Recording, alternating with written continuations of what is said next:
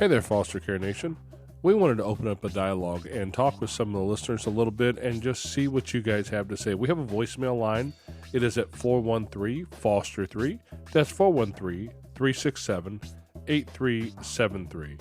Now, we would love to be able to share some of your stories. If you have a couple quick stories you want to put on the air, or if it's something you'd just like to talk to us a little bit and let us know what you're hearing and what you would like to hear, that would be awesome. We would love to have that from you guys. So if you would reach out and let us know. Also, I'm going to just assume that you guys know that we are talking about putting some of these stories on the air. So if there's some privacy issues, feel free to change a name. Don't use a name. I don't care. Just take care of the privacy stuff. We don't want anybody getting in any trouble on anything like that. We're not trying to out anybody's story out here in the world. So just be mindful of privacy. Again, that is the phone number is 413-FOSTER-3, 413-367-8373.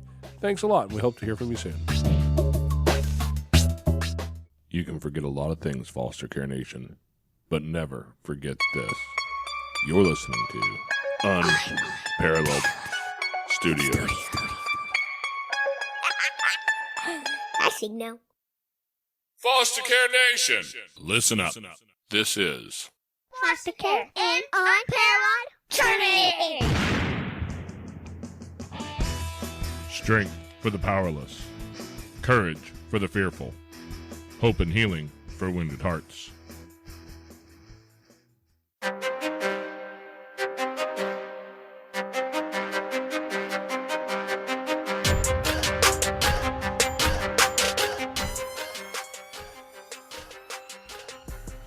Hello, welcome back to Foster Care, an Unparalleled Journey with Jason. And Amanda. And today we have the author of I Am Loved Right Where I Am. Okay, so we have Mr. J here who has this whole intrapersonal and betrayal trauma coach thing. Tell us about that a little bit. So a while ago, well over a decade ago, I started coaching with my bachelor's degree in psychology. So I started coaching before it kind of even became cool. Nowadays, everybody's a coach doing something. But I started coaching with my psychology degree, coaching premarital counseling, marriage counseling, or marriage coaching, primarily in religious settings, because you can, with a bachelor's degree, you could coach in religious settings and institutions. And I did that for a while until we adopted our first child. And then I kind of pulled out of work for a little while so I could stay home. And then I had the loss of my father, which kind of brought up a lot of my childhood trauma. And so when I was doing a little bit of research on that, I came across a betrayal trauma TED Talk that I was fascinated with hearing. And so I reached out to the lady who did the talk, and she told me she has a online community, which is a membership only community where she coaches people that have gone through betrayal trauma. She asked me if I wanted to join the community. I said, absolutely. So I joined the community. I loved what I saw and heard and read. And I asked her if I could actually be one of the coaches in her community. So I went through her program to be certified as a betrayal trauma practitioner. And that's primarily what I do now. And it's helping people go through the stages and phases of healing or rebuilding after betrayal.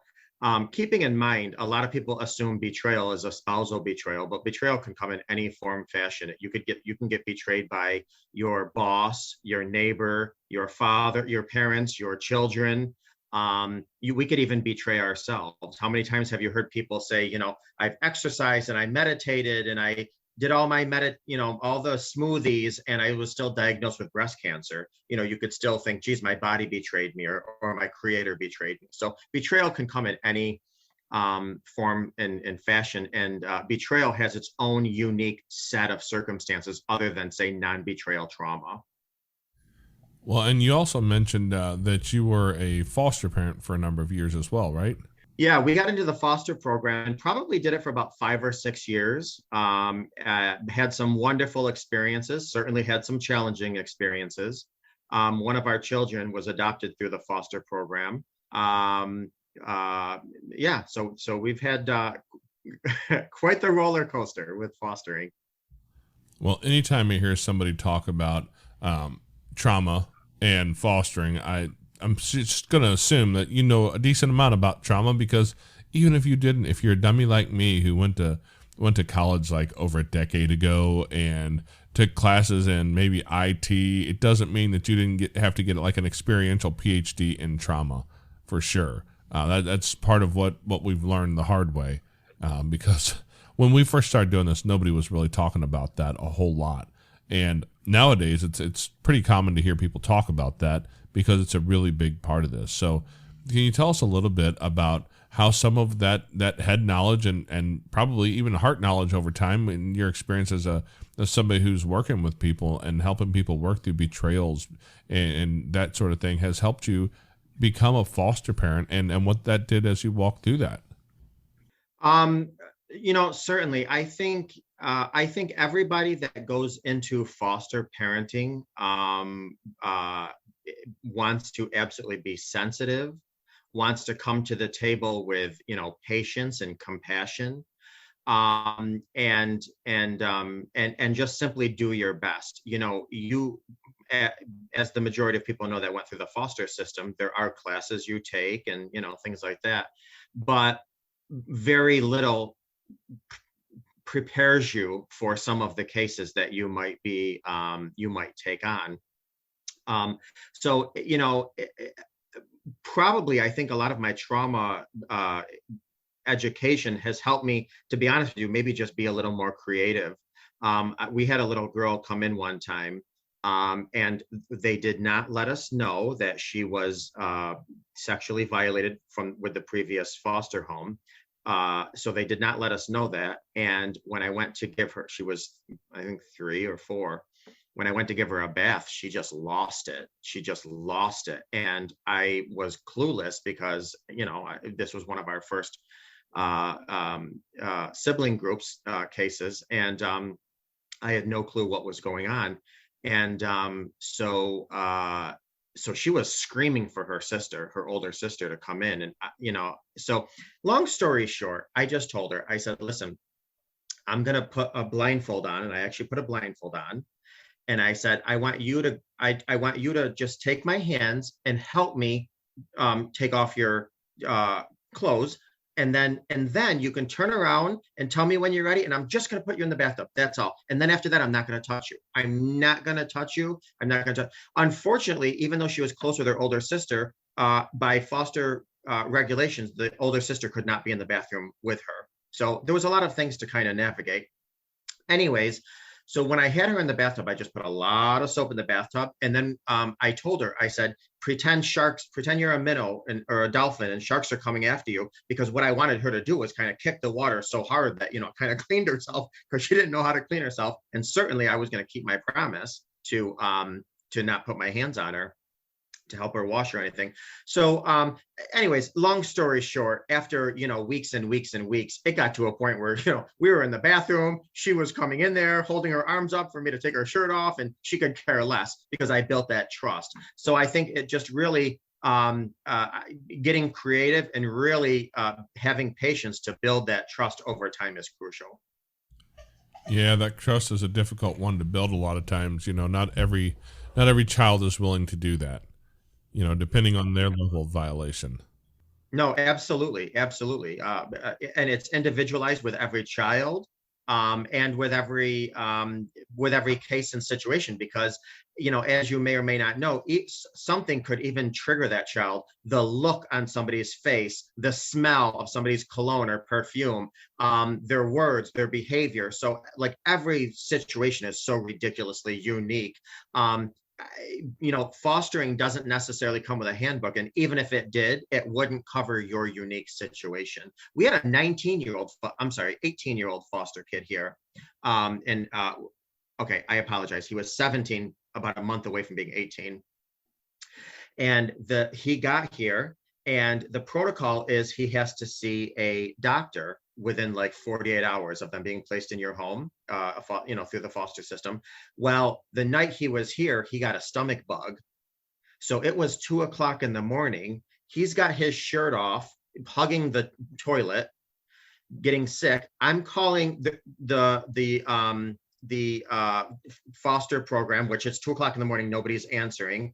I'm calling the doctor's office, and they said, well, we can't see him necessarily because he didn't go through the foster doctor program. So we don't know, what type of release he needs, whatever. I was in such a conundrum. This was never, whatever. I finally got to the point where this poor kid was just, he was 17 and a half and crying, bear hugging the toilet. I said, you know what? I don't care what the ramifications are. I'm taking him to the doctor. I did take him to the hospital, and come to find out he had like the stomach flu, and he was dehydrated and what have you. And because of that, actually the foster program changed their protocol to make exceptions in certain cases.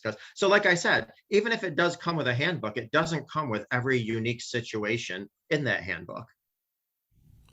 Absolutely. Because that's one of the things we've learned is every one of these kids comes from such a different place.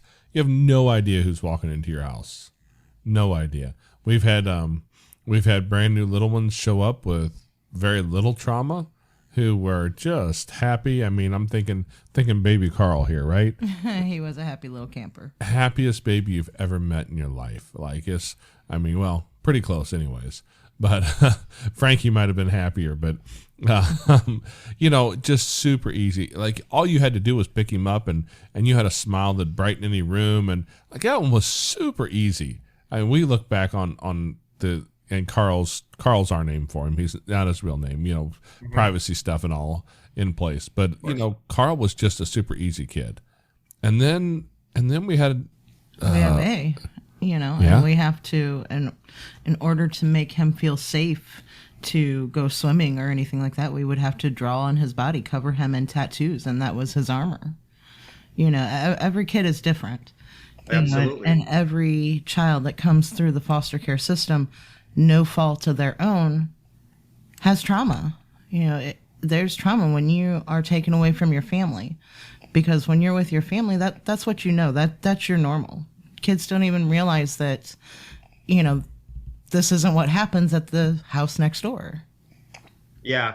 Even if there's trauma within their own family, it's still traumatic to go to a healthy foster home, because you know what you know.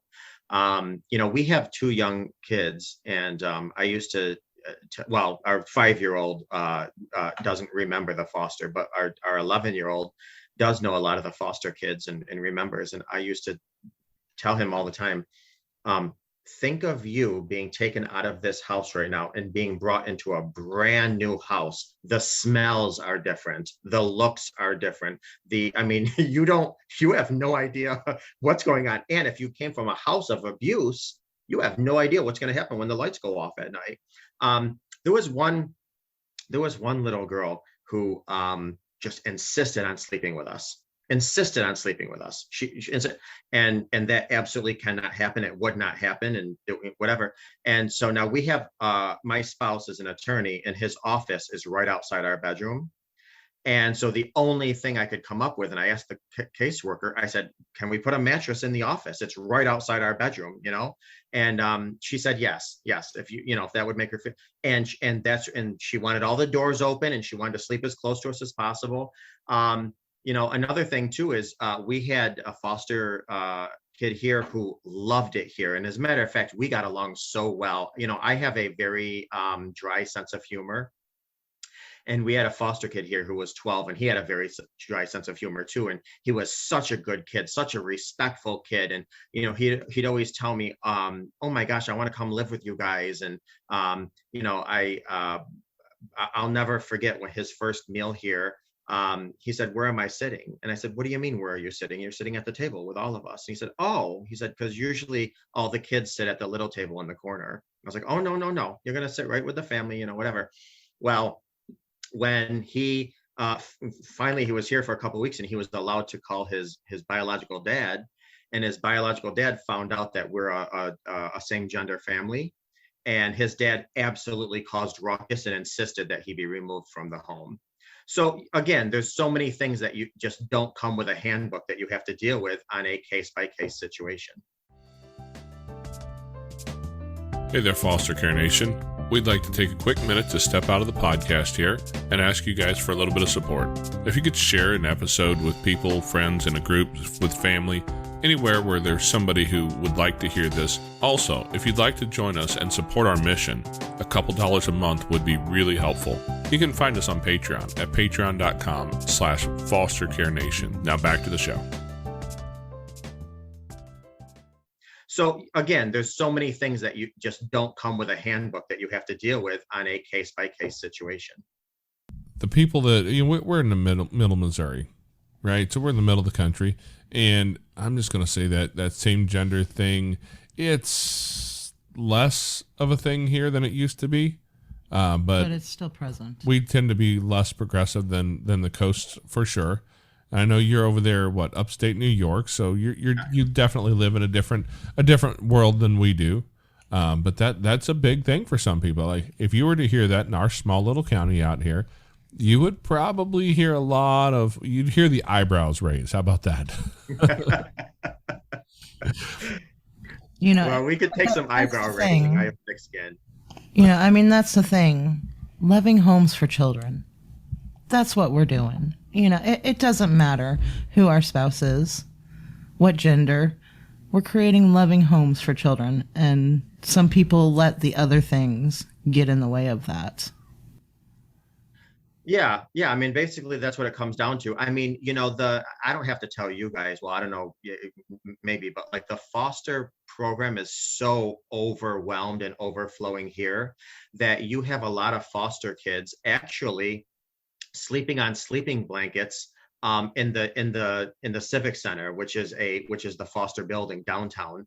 There are just no homes there because there's many kids coming into the foster program and not enough homes to take them in. So if they're not going to institutions or community centers, they're actually sleeping on the floor of the buildings downtown. And so it is kind of sad that you'd rather have your child in some type of institution or sleeping on the floor rather than, a loving family. But, it is what it is. And you have a little bit of say at times as a foster parent, but really, if a birth parent is still in the life of a child, they have a lot of weight. And unfortunately, this child was removed from our house. And he was very sad. And he had to have supervised telephone calls with his father.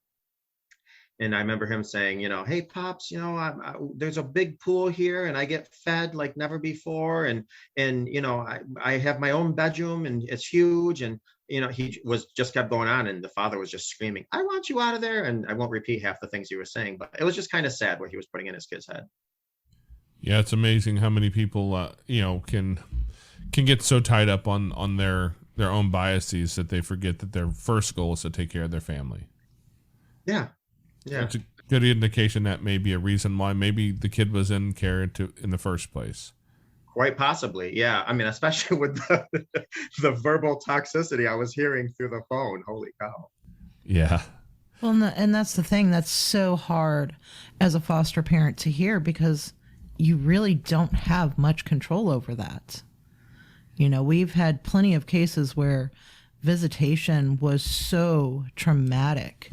Yes. That it was heartbreaking, but legally we had to still go, and you have to watch that, and you have to bring that kiddo home with you afterwards, and it's heartbreaking, but there's still so many rights that have to be, right there that you have to abide by.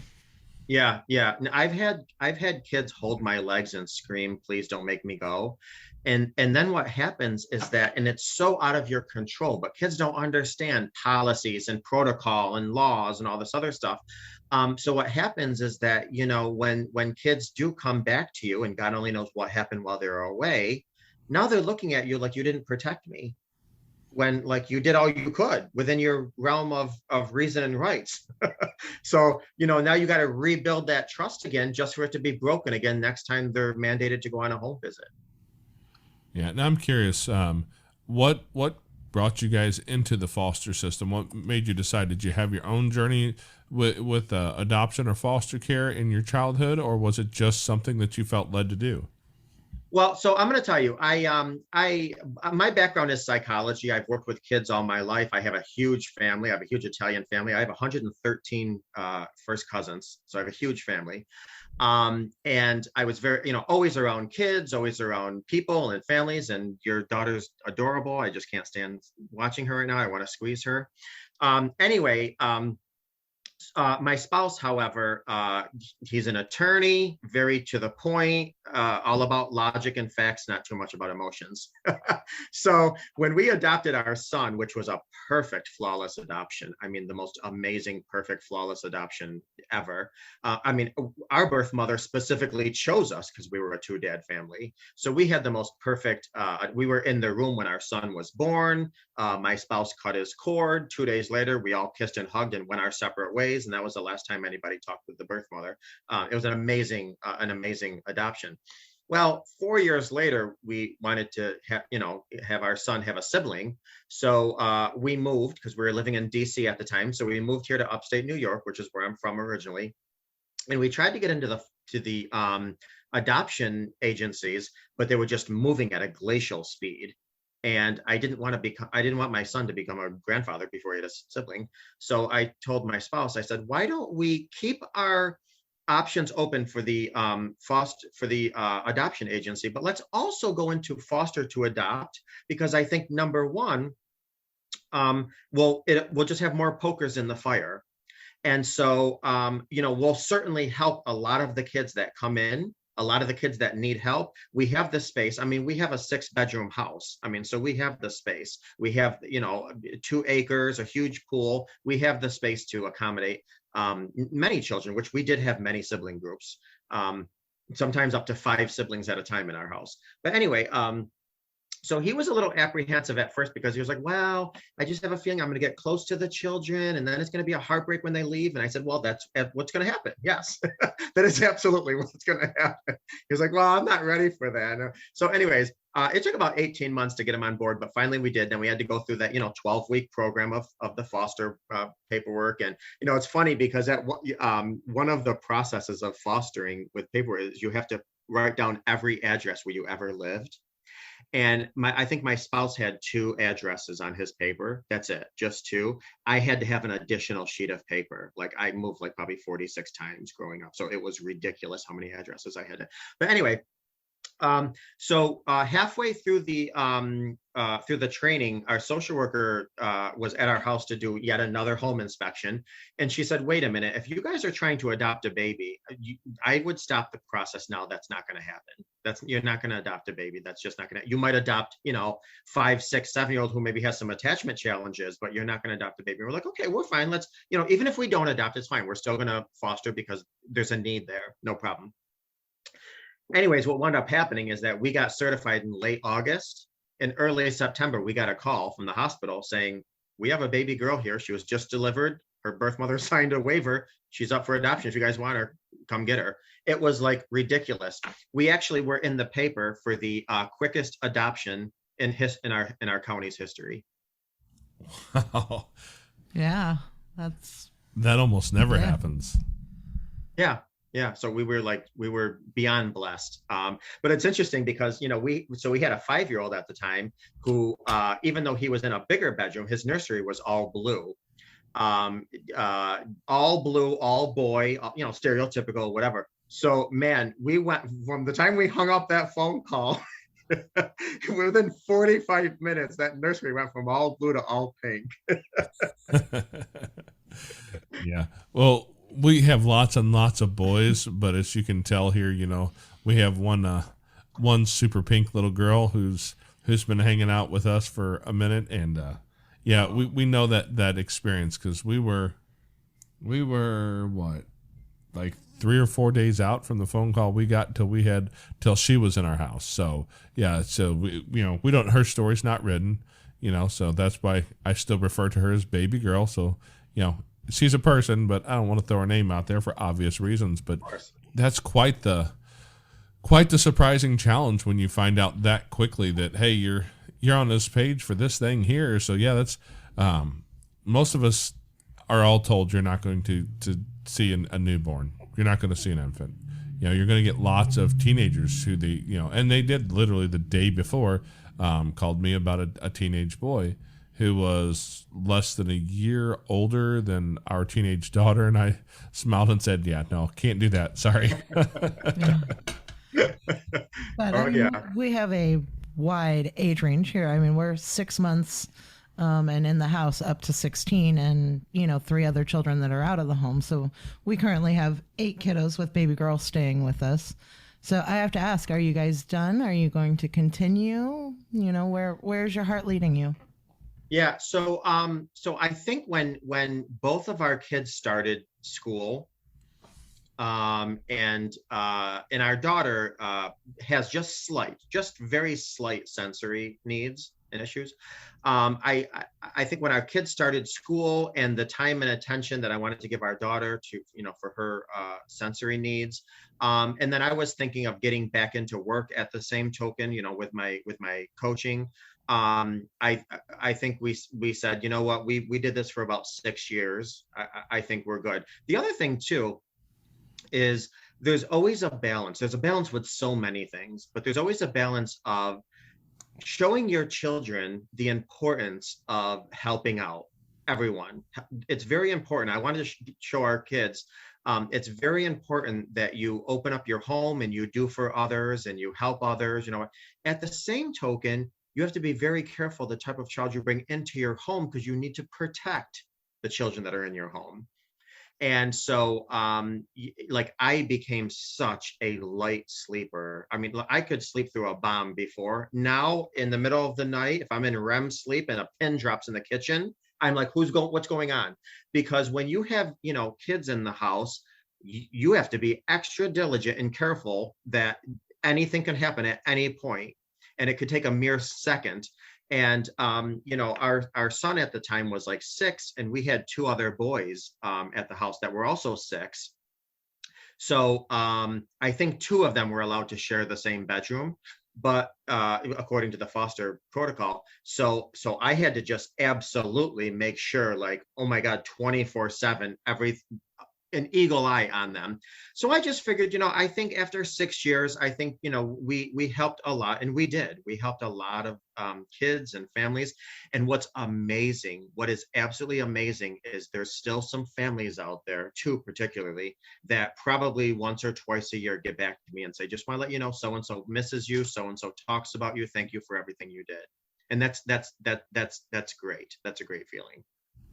I bet most of the kids that we have had in our home have been littler, younger. Aww. So they may never remember us being a part of their life once they've left. And that's okay, Yeah, we do have a few that, I see on our Facebook, and, Mama will reach out and say, hey, girls are doing good. And, and that's wonderful when that can happen. Yeah. That's the goal is, for me as a parent, I want as many people rooting my children on as possible. I want as many people in their corner. I want them to think the sky is the limit and that they're loved. And so when you can create that connection with a family and continue that, that's really wonderful. Yeah. And certainly reunification is the ultimate goal. Providing the home life, is healthy and stable, although that's out of your hands, unfortunately. Oh yeah. So how many kids have you had come through your home over the 6 years that you were fostering? Oh, a lot. I can't give a number, but I think because of the size of our home, we took in a lot of sibling groups. So we would have sibling groups of 3, sibling groups of 5, sibling groups of 4. We had a lot of sibling groups. Some older kids, but again, because we had younger kids, I wanted to be careful, bringing the older kids, especially if I knew about any type of past, and if it was anything that I had to really be careful about with my own kids. So I can't give you a number, but certainly in the 3 digits. Hey there, Foster Care Nation. If you'd like to find yourself in a group with like-minded people, head over to Facebook, and you can find us at facebook.com/groups/fostercareuj. We've got a group over there where we talk about foster care, we talk about adoption, and we talk about all the things related. If your podcast player allows it, you can also reach down and hit that subscribe button so you get notified every week when we put up uploads. Every Tuesday, a new episode comes out. We'd love to see you next week. Now back to the show. So I can't give you a number, but certainly in the 3 digits. Oh, wow. Wow, in 6 years? That's insane. Yeah, that's absolutely amazing, though, because it's so hard. I mean, out here in Missouri, we don't have as many kids in foster care. We still have a very high number, but it's so hard to place siblings together. And it's so important to be able to do that. Yeah. And, one of the things, listen, like every system, it's broken. The medical system is broken. The education system is broken. The foster care system is broken too. I don't know how it is, where you guys are, but like things like this, like for instance, we had a 6-year-old here one time who was a bedwetter. And I called the agency and I said, listen, I'm going to go out and get a cover for the mattress, probably some diapers. Is there any specific protocol for that? Or, and do you want me to send you the receipts? Which, please trust me, we spent far more on these kids than we ever got from the state. I mean, we would buy our kids beds, dressers, and stuff like that. I mean, it was all about their comfort, not about the little stipend that we got. But I'll never forget the foster agency said, no, if they're over the age of 3, we don't pay for diapers. I'm thinking, are you serious with that policy? I mean, are you serious? Like, I don't know why this kid is a bedwetter. It's none of my business, but the fact is she is. So like seriously, you don't have a budget for diapers and you don't have a policy. I mean, come on. So it's little things like that were sometimes a little frustrating. And I really think there was some wiggle room in the policy. I don't know if they're that strict where you guys are. But it's kind of like, come on, guys. I understand policies, but where's common sense? Yeah, well, see, they took the common sense here in Missouri and they filed it away and put it in a drawer and they locked it and they lost the key. And I'm pretty certain it's not state specific. It's in every state because, we have similar policies. Yeah, because they're not going to, and I understand it too because, you mentioned, and I hate that you have to mention this, but you mentioned it, that, look, we spent way more than that stipend they send in. Because honestly, if you're doing foster care right, chances are it costs you some money. It costs you a lot of things. One of those things is money that it costs you to take care of kids if you're doing it right.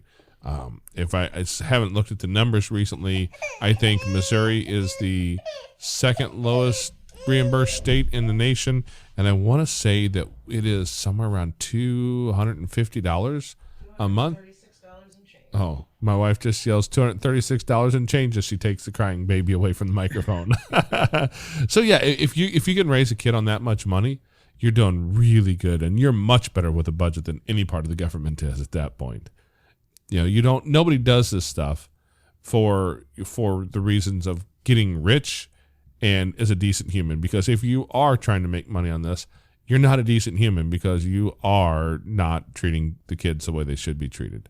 I hate that you even had to mention that is part of this because it's just what it is. And unfortunately, the handful of people who do horrible things in the system like that, they get the most press. Typically, it makes a much better, more compelling story on CNN or MSNBC or Fox or I don't have any political leanings here, guys. I just want to make that really clear. But it makes a better news story when they can come out and talk about how this family treated this kids horribly and they did all these horrible things and they got rich off of it and they're taking these vacations and Amanda looks at me like, what vacation? Were we supposed to be using all this money for a vacation because we ain't had one in a minute? Yeah, and the vacation you can go on with the stipend is to your local dollar store. But like even things like I told you, we had a senior here, high school senior, who was 17, very close to being 18. Well, when he was about to graduate, we wanted to bring him to a very nice dinner. And when I say very nice dinner, I mean very nice dinner. The foster program was not going to compensate us those couple $100 we spent on that nice dinner. And that's something you do when somebody graduates high school, that you celebrate, with some type of celebration. He also wanted to invite 2 of his closest friends So you're talking, a decent chunk of money for a nice dinner for a high school student and two of his best friends. You're not going to get $1 back from the state for that. And how about the suit that he wanted to wear to his graduations and to these dances at school? Now, granted, we never had to buy him a suit, but we did let him borrow our suits. But because he was a smoker, we had to go and get them cleaned. That cleaning bill wasn't reimbursed. So there's just things that, you don't think about. Nobody thinks about that, absolutely. I mean, we brought that kid to more colleges, to say, okay, introduce him to the college life. We brought that kid to more colleges and probably spent more money in gas alone than anything we got in return. So yeah, are there people that do the absolute bare minimum and maybe there is some money to be made? Yeah, 100%. There are, especially if you live in a state where the reimbursement's a little higher. But yeah, you're right. I mean, I got to put my head on the pillow at night, and that's not something that would sit well with me in any capacity. Yeah, a while back we were talking with a lady who had talked about going to a conference. It was a foster conference, and she was talking with one of the other people there, and this woman told her, "Oh no, what you need to do is you need to go get the kid rated as this and that, and they'll up the money, and then you can get more money this way." And she's basically giving her all the hacks on how to be the foster parent that nobody wants to be a foster parent in the system, and it was one of those things you're just like, holy crap. Yeah, those people do exist. And sometimes we forget that a little bit. But it is super important that people realize that there are good people out there like you guys who go, hey, look, we've been financially blessed in this world enough that I can help other kids, regardless if it costs me money. Because let's be honest, is anything in life worthwhile, free? It all costs you something. And I just want to say this, because I don't want anybody to feel guilt or shame or bad or anything if they're in the foster care system and that stipend helps them out tremendously, because I'm sure it does to some people, and I'm sure it's helpful, and it should be. My point is that shouldn't be the motivation. If you rely on that money and it helps, wonderful, no shame at all. It just shouldn't be your motivation. Absolutely. You should be if you want to be part of this group, if you want to be part of the fraternity of crazy people who foster kids, you should be doing it because you want to help kids, not because it's a money-making endeavor. 100%. I agree with you. So yeah, that's anytime I even think about that thought, I tend to mention that to people because I have been asked so many times by people who I don't think they realize the subtext of their question when they ask it, because it's people I know who I have a relationship with who would say something like, well, they pay pretty good for foster care, don't they? I'm like, well, from what I remember doing a little research a while back for something that I was looking at, the state of Illinois actually has a pretty sizable stipend. Really? We're in the state of Missouri, and we do not. Period. We do not. I mean, the foster system right now is dying because it can't keep caseworkers in because the system doesn't pay them enough money to do that. I mean, seriously, I looked at it at one point, and I want to say that they're paying $30-something thousand a year to somebody who went to school and spent $30,000 or $40,000 on the education to become a caseworker. And I'm like, wow. That so shows the state's priorities in a lot of places. And it's not just Missouri. I'm not just bagging on our state. So many states are that way. Oh yeah. No, absolutely.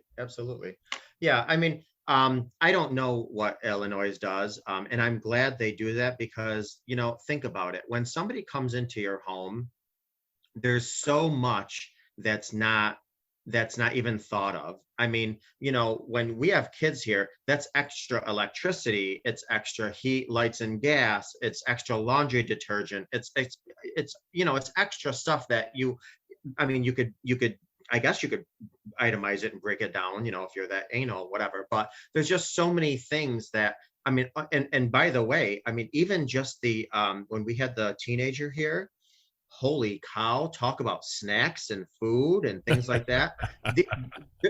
There's no teenage snack rate There's just, whatever it is. So, so there's things that people don't think about, at all. But yes, there are those cases. Maybe if you're in certain states where the stipend is decent and you have the kid that doesn't have much needs, or maybe you have that kid that's borderline, you get an extra little something stipend and you don't have to do much more. I'm sure there are those cases that fall through the crack and people do, come out great financially. But again, that shouldn't be your motivation, because it will reflect in the child's experience in your home.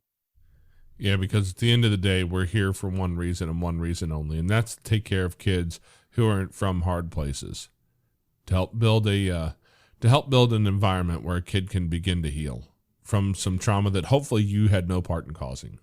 Absolutely. And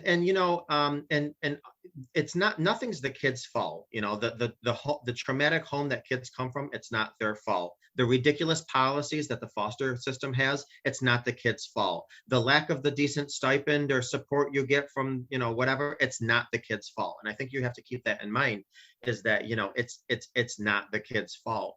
And when kids leave your home, if you just know that, no matter what, for the rest of their life, I planted a seed, you don't know the benefits that their life and even the descendants of that child are going to benefit from because of the seeds you planted.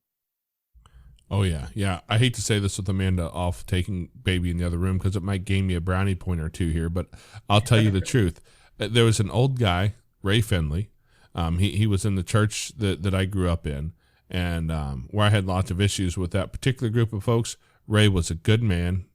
He still is a good man. Very old guy now, but I remember him talking to a bunch of us kids one day, and I think the topic was they were talking about marriage, and he says, guys, what I want you to know is if you can find another person in this life that you can live without, do it.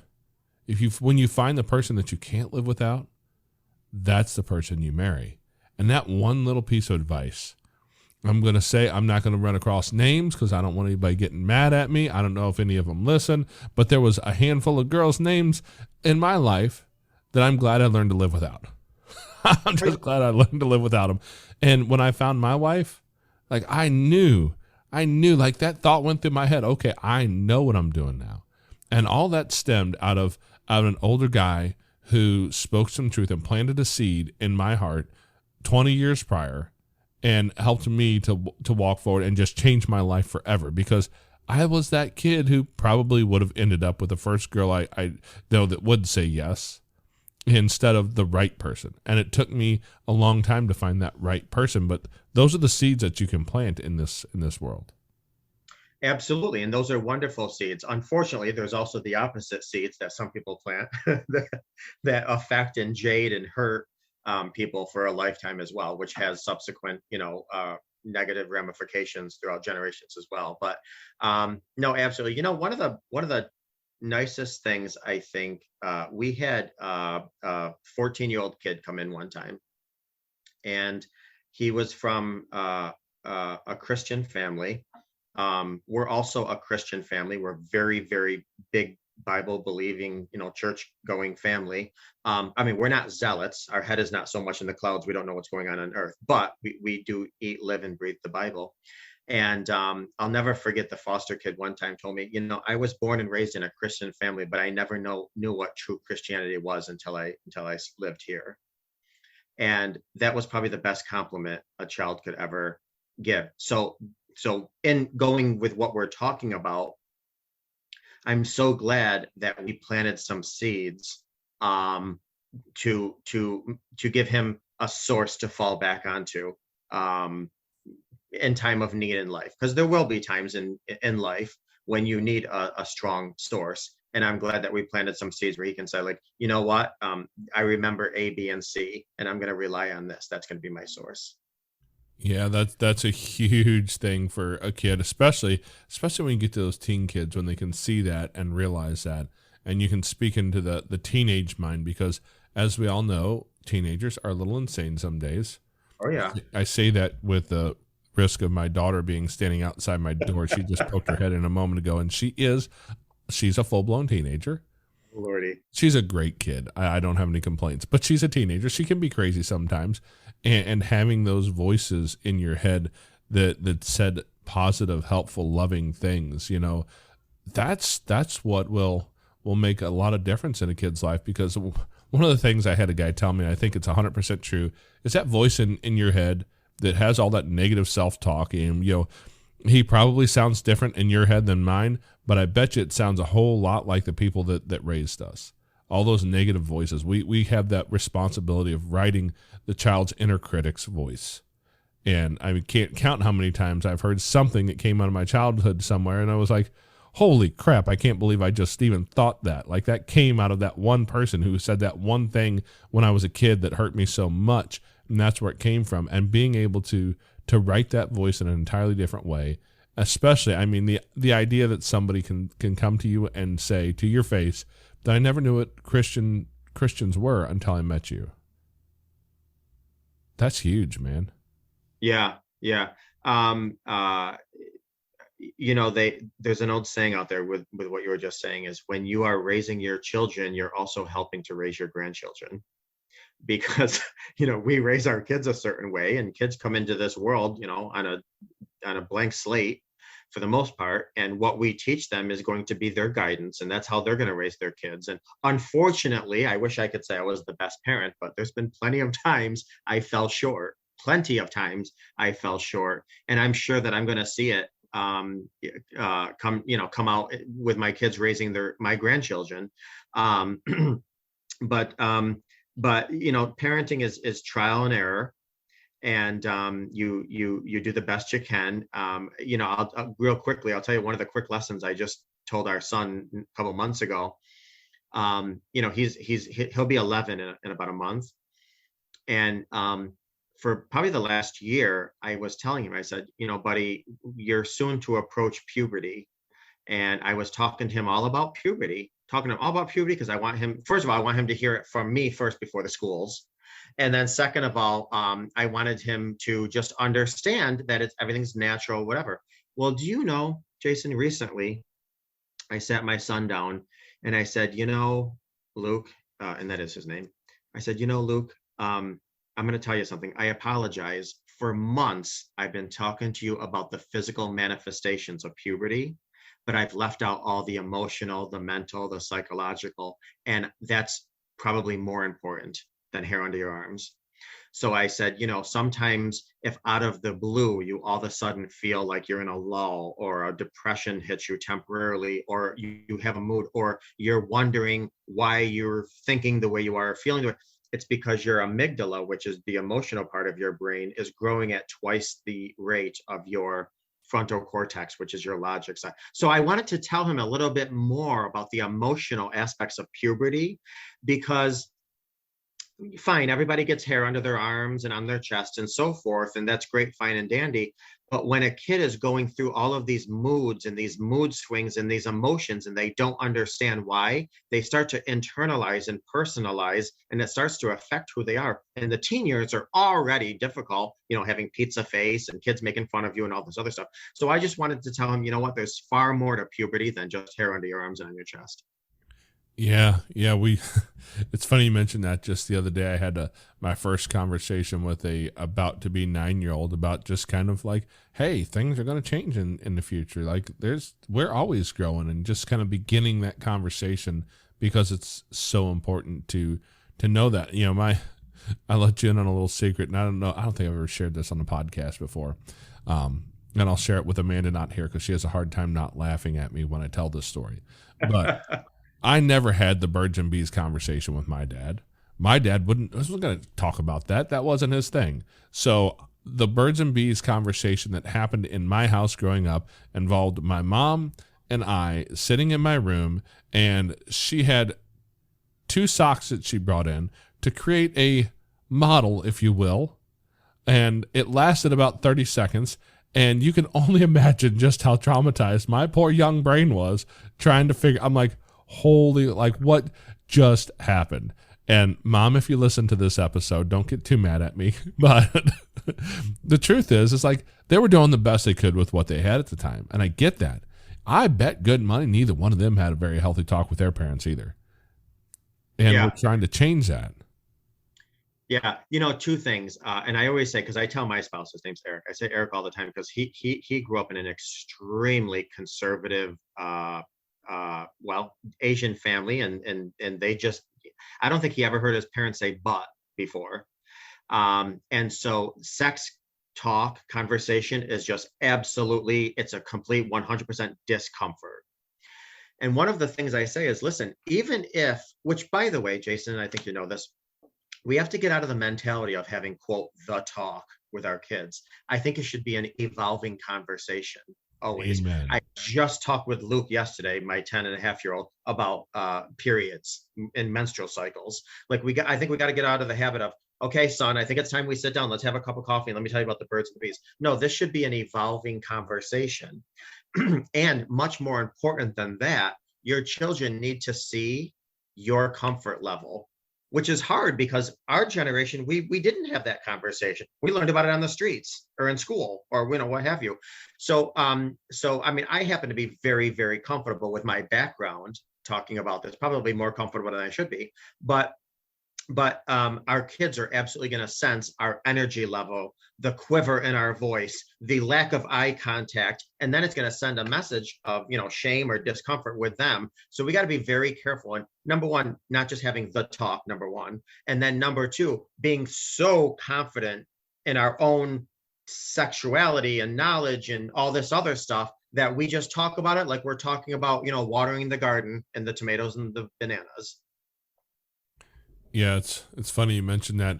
We're very intentional about using biologically correct terminology with our kids because we've seen some of the outcroppings of not having done that, and so the other day, baby girl needed a diaper change, and our youngest boy was running around like a maniac because, well, he's a maniac.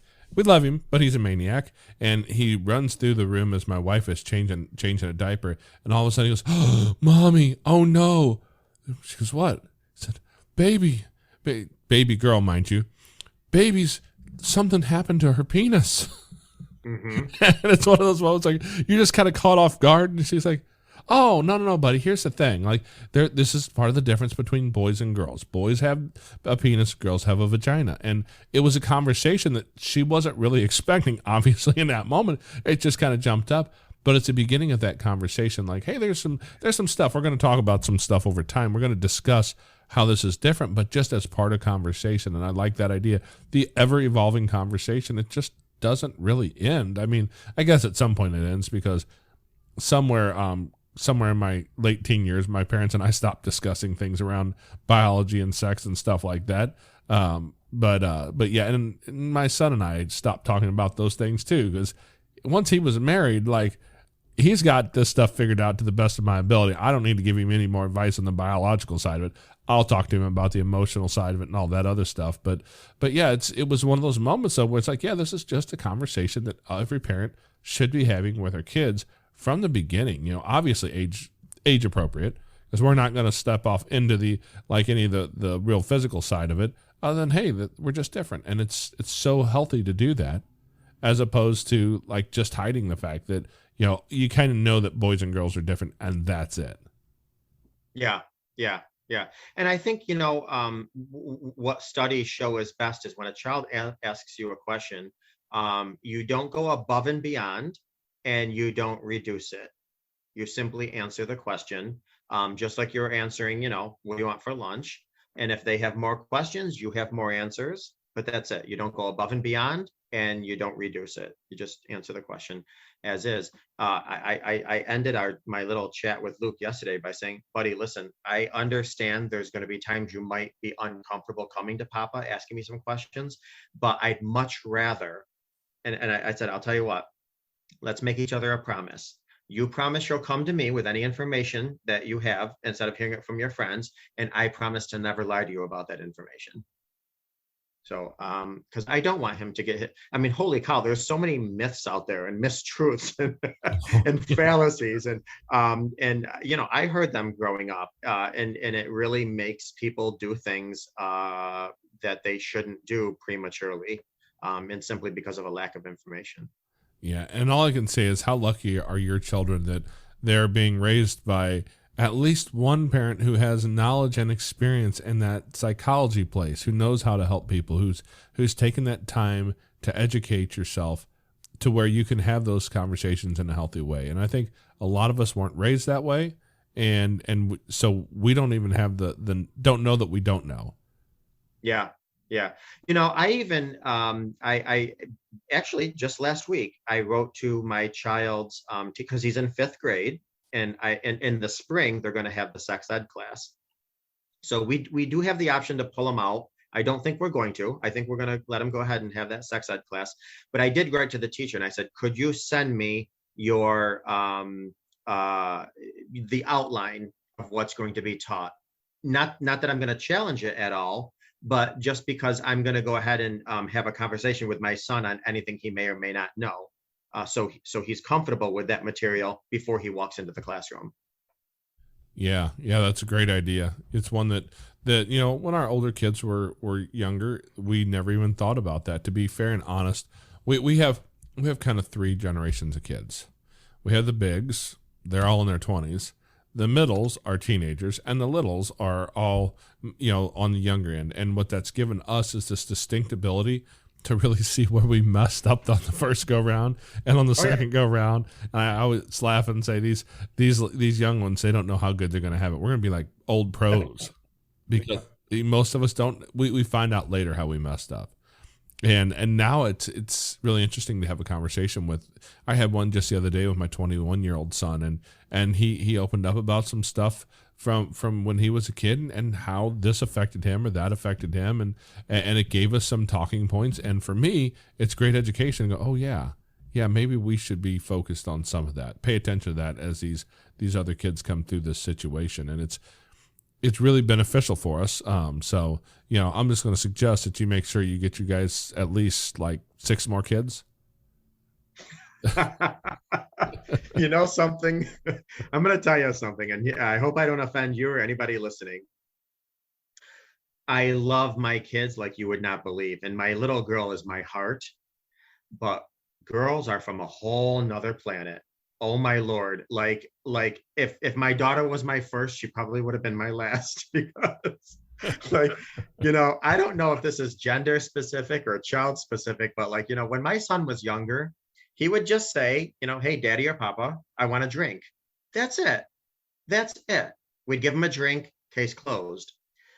With our daughter, she wants the drink she wants in the cup she wants it, with the top on it, from who she wants to pour it, at the specific amount she wants poured. I mean, holy cow, are you serious? You're thirsty, drink. End of story. Hey, you're raising a woman who knows what she wants. And that's great. If I can hold on to my patience until then, she'll turn out hopefully decent. She recently got upset with me because I twisted the cap on her cup the wrong way.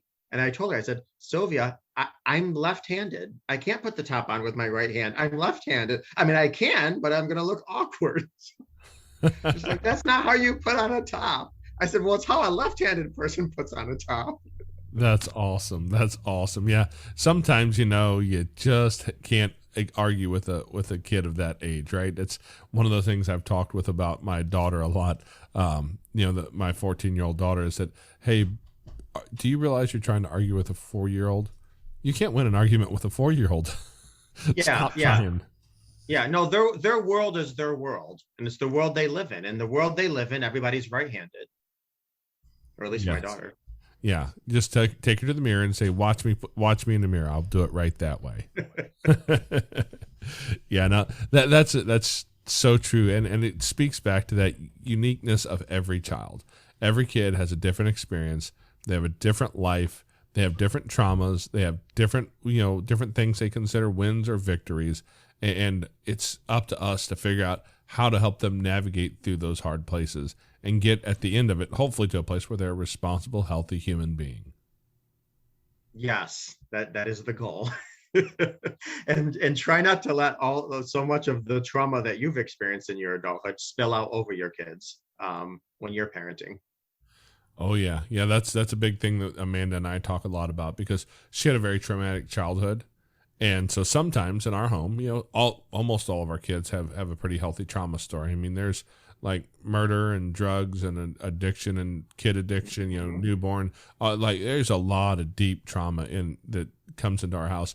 And some days we keep it neatly put on the shelf where it belongs. And some days we just dump the shelf over and knock it all on the floor, and we all get to wallow around it a little bit. And that gets to be challenging sometimes if, as an adult, you don't take the time to figure that out. And so I'm curious, for you, because I assume through the process of the whole psychology education thing, you probably have done some of your own work, right?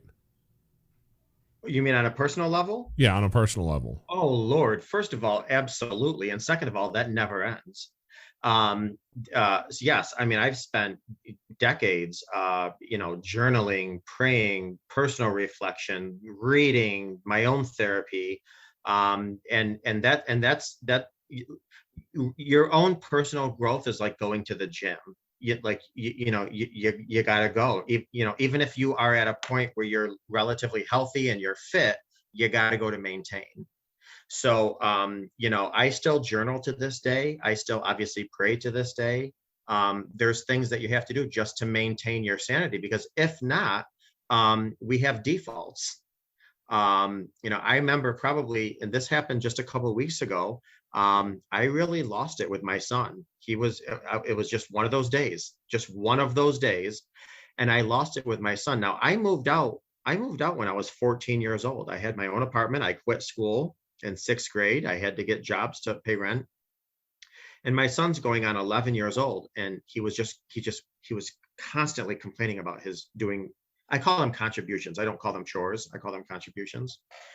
And he was like, nobody my age does any contributions. My friends just play all day. And first of all, that's not true.